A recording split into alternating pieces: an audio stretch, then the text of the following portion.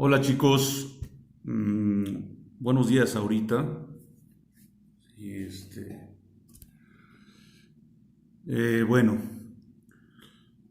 vamos a retomar un poco la cuestión que les dejé de tarea hace 8 días sobre capitalismo sobre el tema de capitalismo y pobreza, sobre el video que vieron de Darío Stanraiver. La cuestión importante aquí, chicos, de reflexionar este tema de la pobreza y del capitalismo, no es otra cosa que entrar en una conciencia de sí misma. ¿Qué quiere decir esto? Dice Hegel en su libro La fenomenología del espíritu, sobre la dialéctica del amo y el esclavo, debemos de ser conscientes que muchas veces el amo siempre va a terminar siendo esclavo de lo que posee. Ajá. ¿A qué me refiero?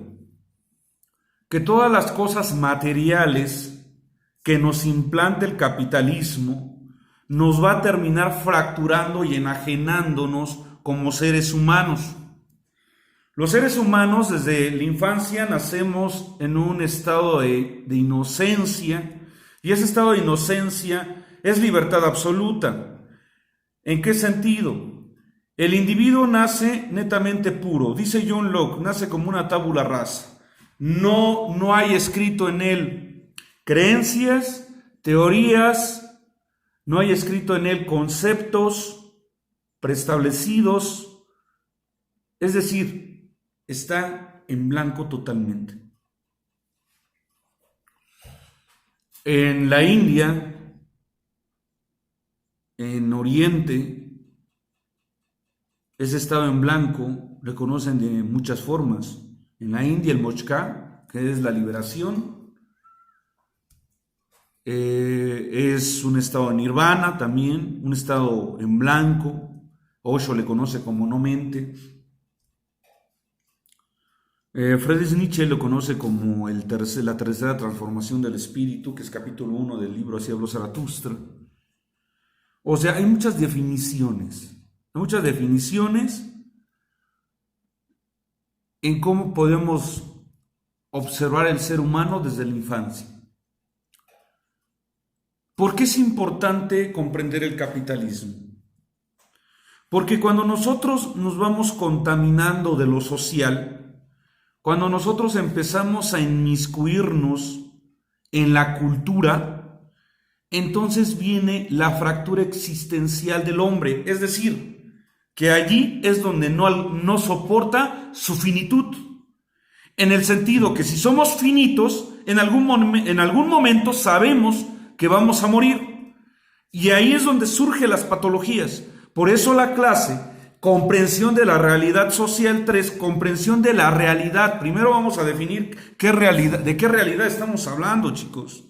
No es lo mismo la realidad de cada ser humano, que es una realidad subjetiva por la creencia que le han impuesto desde la infancia, y desde ahí te vas construyendo este ideal utópico, como diría Platón en el libro La República, libro 6 y libro 7. En el libro 6 al final, cuando habla del mito de la caverna, y el libro 7 habla todo del mito de la caverna para las personas que quieren ir directamente al libro y ver esta cuestión de la ignorancia y del epísteme, que es el conocimiento objetivo, lo pueden hacer. Entonces, si nosotros no reflexionamos para sí mismos desde un ámbito objetivo, chicos, si no realizamos ese método científico llamado epistemología, que significa conocimiento objetivo, y empezamos a observar el capitalismo cómo nos daña, entonces vamos a seguir siendo esclavos del propio sistema. Por eso hablo de una realidad. ¿Qué realidad estamos hablando? Una realidad subjetiva de cada ser humano. Entonces, Esa realidad subjetiva nos va a llevar directamente a vivir como máquinas, a no comprender lo que está pasando actualmente. Y no me refiero a la pandemia, eso ya es un tema de moda. Me refiero a la situación actual del individuo, a su realidad, cómo observa su realidad. Muchas veces la realidad está trastocada por los cinco sentidos, chicos. Entonces, esa realidad trastocada por los cinco sentidos, lo que percibimos es una ilusión, es un estado de maya, o Platón diría, es un estado de ignorancia. ¿Cuántos de nosotros meditamos mínimo 5 minutos al día y empezamos a observar no la pobreza de afuera, sino la pobreza mental? La pobreza mental de cada uno, el concepto de amor que tenemos, porque el concepto de amor que tenemos es un concepto netamente impuesto por el Estado capitalista. Por eso me interesó que ustedes vieran el pequeño sketch, el podcast de Darío Stanraiver, Capitalismo y Pobreza, Pobreza y Capitalismo, y habla sobre una situación estadística de Buenos Aires. Sin embargo, desde un ámbito filosófico y desde un ámbito social, la pobreza, fíjense lo que les voy a decir, la pobreza no es otra cosa que la proyección de nuestra propia realidad interna. La pobreza no es otra cosa que la proyección de nuestros propios pensamientos, de nuestro comportamiento, de la manera de actuar, de la manera de pensar para así actuar. Gilles Deleuze y Félix Guattari en su libro de Rames 1, Capitalismo y Esquizofrenia, dice que una de las grandes enfermedades del ser humano es la transcodificación, la codificación del mundo externo. Michel Foucault, en su libro L'Archéologie du Savoir, la arqueología del saber de 1969, menciona que la realidad no está en la verdad, la verdad no está en la realidad, sino en el discurso. Fíjense bien, la verdad no está en la realidad, sino en el discurso.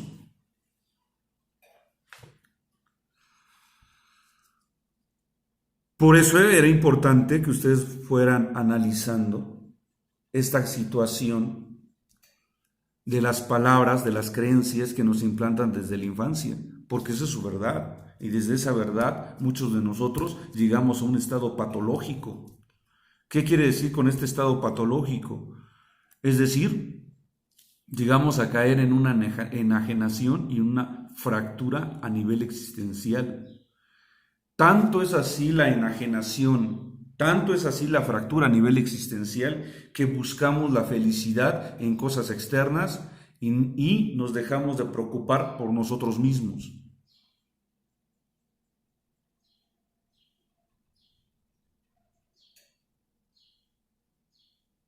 Por eso el capitalismo nos trae la esquizofrenia. El capitalismo nos dice, sé feliz, sé feliz, sé feliz. Y no nada más el capitalismo nos dice, sé feliz.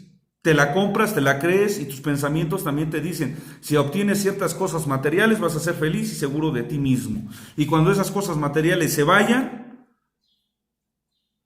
entonces viene la fractura existencial y ya no sabes cómo adaptarte a nivel social. Por eso, para poder estudiar netamente la mentalidad colectiva, primero tenemos que estudiar la mentalidad del individuo. Pichon Rivière dice que debemos de estudiar netamente el contenido latente del discurso.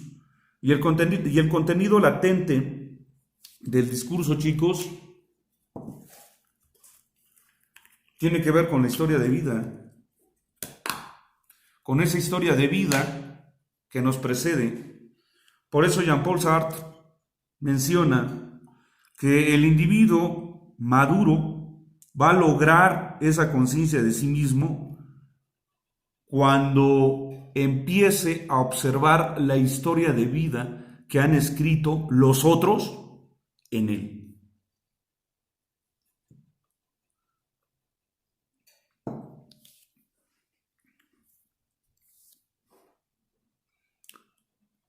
Entonces, por eso quiero que observen esta situación. Muchas veces lo que está pasando en el mundo o lo que pasa en el mundo, la pobreza, el calentamiento global, las guerras,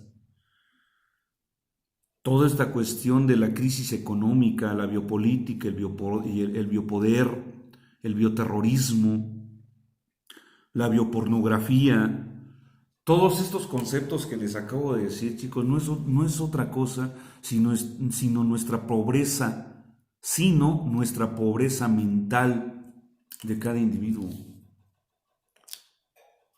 El que no tiene la capacidad de conocerse a sí mismo.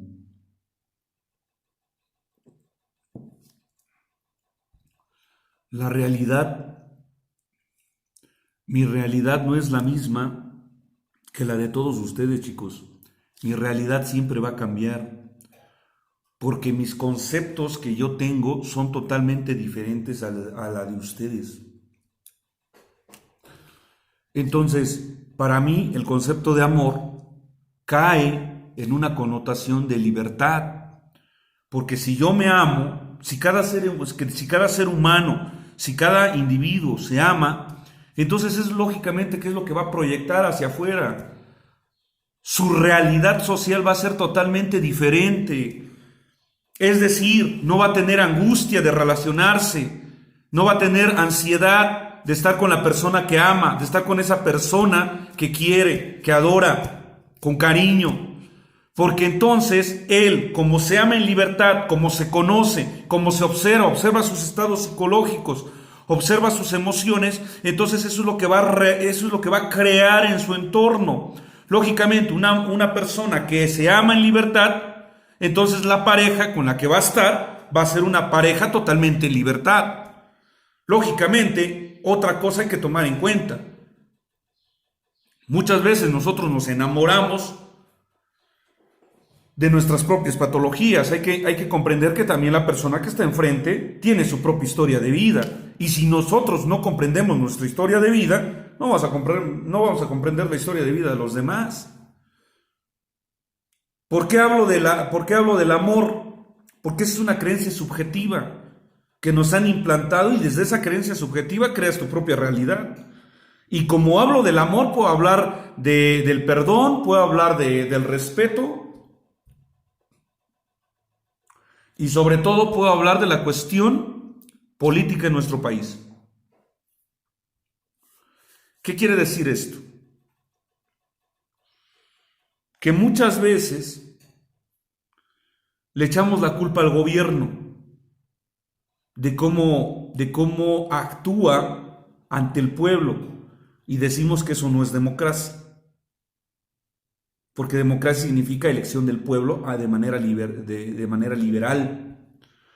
Sin embargo, cuando se elige el gobierno, muchas veces el gobierno se vuelve totalitario, pero no hay una cosa que nosotros no hemos observado, que el gobierno no tiene la culpa de cómo actúa ante el pueblo. ¿Qué quiere decir esto? Y no me quiero meter en política así a fondo. ¿Qué quiere decir esto?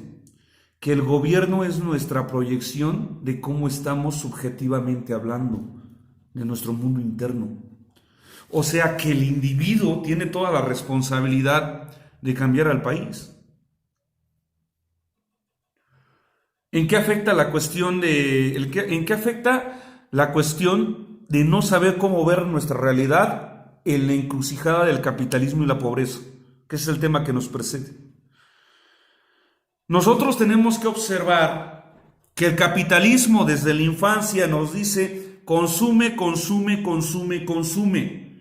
Si consumes vas a ser feliz, si tienes cierto producto de cierta marca vas a tener reconocimiento social, vas a tener seguridad de sí mismo.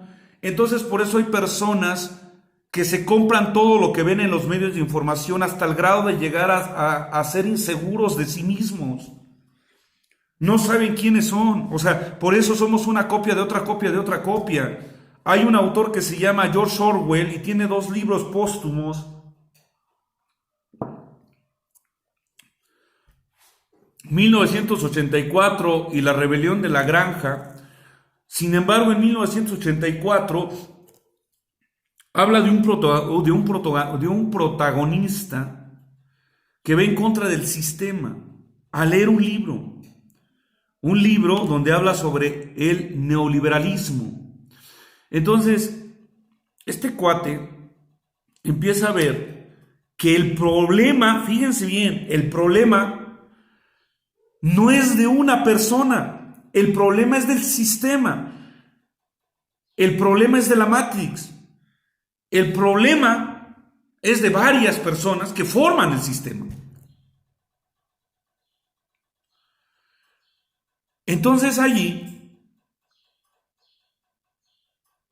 menciona cómo esta persona llega a una conclusión aberrante.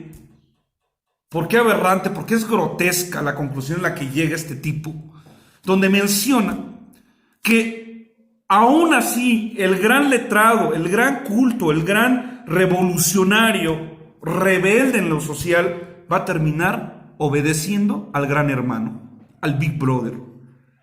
Michel Foucault, en Vigilar y Castigar, tiene un capítulo donde habla sobre el panóptico. Jeremy Bentham, creo que se llama, ahí tiene un libro que se llama El Panóptico y en el capítulo 1 habla sobre el ojo del poder desde Michel Foucault y habla sobre esta cuestión que les estoy comentando. ¿Qué es el ojo del poder? No es otra cosa que el capitalismo. El capitalismo que te inmiscuye netamente en una cuestión materialista, olvidándote de la esencia, de tu esencia, del ser. ¿Cuántos de nosotros no somos esclavos de las cosas que compramos? ¿Cuántos de nosotros no somos esclavos de lo que vemos? Somos una copia de otra copia, de otra copia, de otra copia, una copia barata.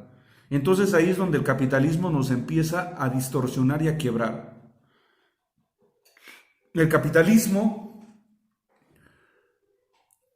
nos empieza a empujar fuera de sí mismos.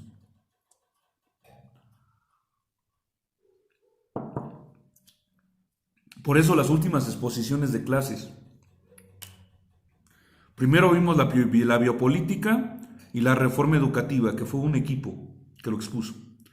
Después vimos Dios como problema ontológico. Y después el tema, netamente, de hablar sobre la cuestión biopolítica, biopoder,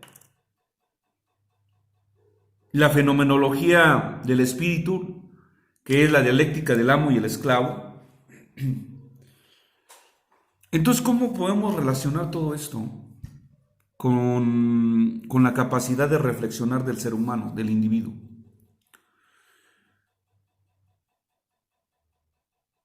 Ustedes, chicos, que ya están a punto de salir de la carrera de psicología, deben primero comprender, número 1, el contexto donde cada individuo se desarrolla. El contexto social. Porque el contexto depende mucho e influye de la manera en cómo cada uno piensa. Contexto familiar, contexto religioso y también contexto económico.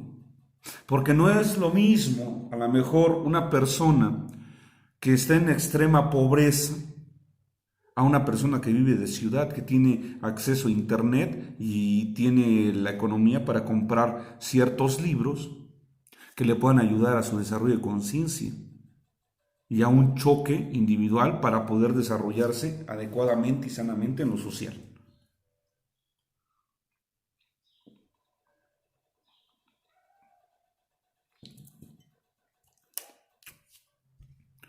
Segundo aspecto, nivel familiar, perdón, nivel familiar. Tercer aspecto, para comprender la realidad.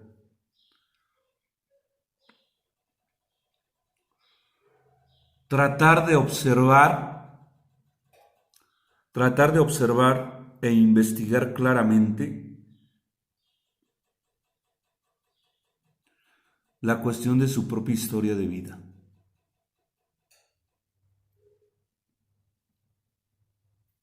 Es decir, aquí es donde nosotros como psicólogos, como psicoterapeutas, vamos a escuchar el síntoma. Por eso Lacan en el seminario 1, escritos técnicos de Freud, clase 3, menciona el síntoma es el propio yo. El síntoma se encuentra en el yo.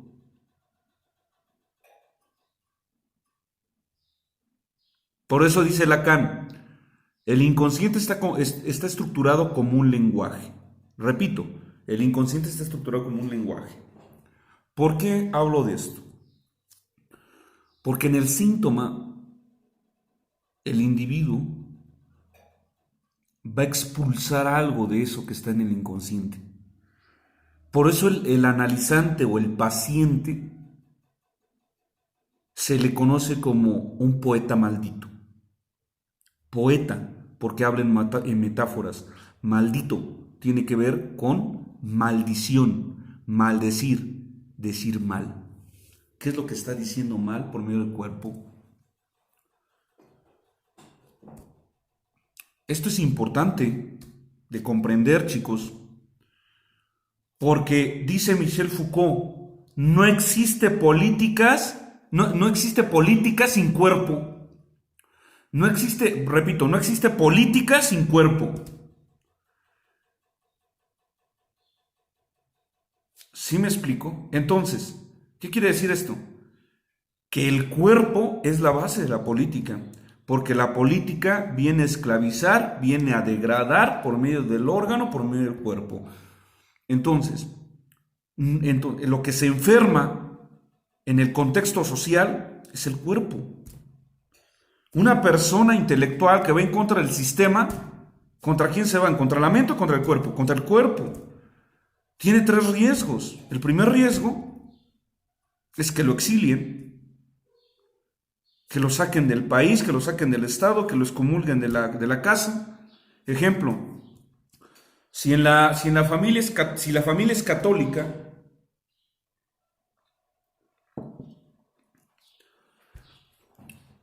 y este individuo ha leído a Friedrich Nietzsche, el anticristo, o así habló Zaratustra,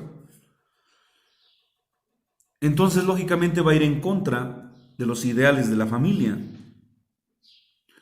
En el momento que va en contra de los ideales de la familia, pues la familia tiene 2 opciones: o se adapta y lo acepta, o lo exilia. En el gobierno, en el pueblo, una persona que piensa de manera extraordinaria corre el riesgo de ser exiliado. Dije que hay 3 riesgos. Primero, el exilio. Segundo, el hospital psiquiátrico. Y tercero, 3 metros bajo tierra.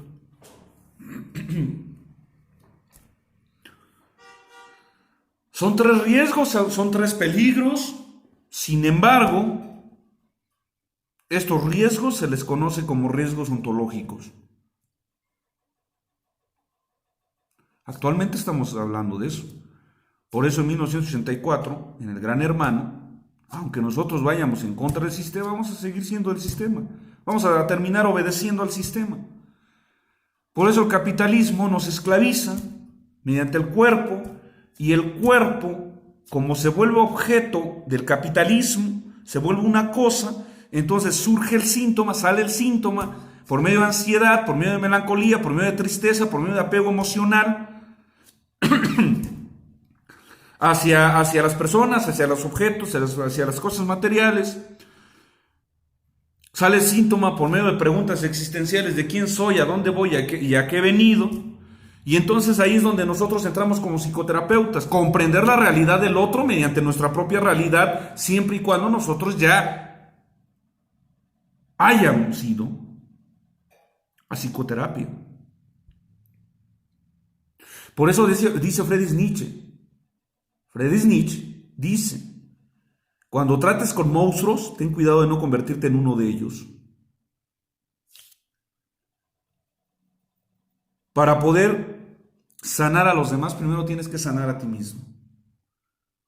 Si no sanas, es imposible que puedas hacer algo por el otro.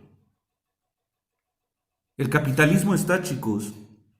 El capitalismo está, sí. Entonces nosotros debemos de tener las herramientas suficientes para poder adaptarnos a ese capitalismo, para comprender la pobreza, para comprender el calentamiento global, para comprender la situación económica del país, para comprender las guerras, que eso también afecta. Ahorita esta cuestión, ¿no?, de la pandemia.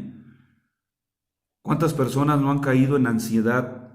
¿Cuántas personas no han caído en depresión, en tristeza por esta cuestión del COVID?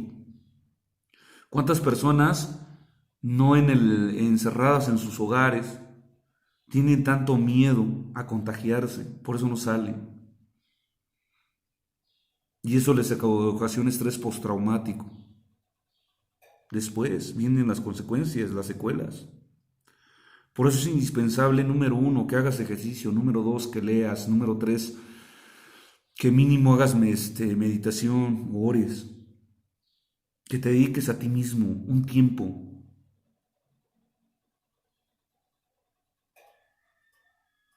Entonces, si nosotros comprendemos todo esto de la cuestión social, vamos a comprender el síntoma de los pacientes, de los analizantes. Por eso es importante saber esta cuestión filosófica.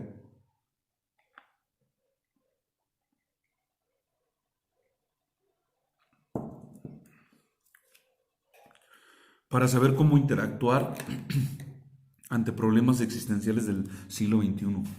¿Sale? Ok.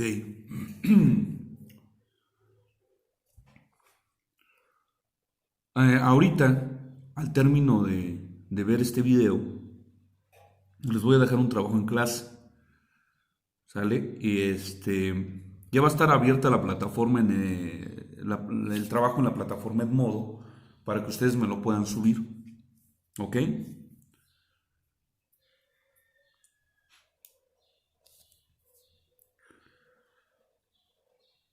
Entonces necesito que empiecen a reflexionar estas ideas principales que les acabo de dar.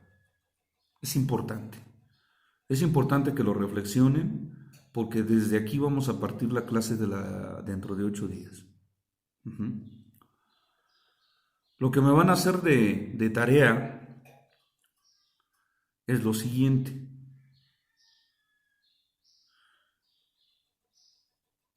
Me van a investigar. Dejen, aquí tengo el libro.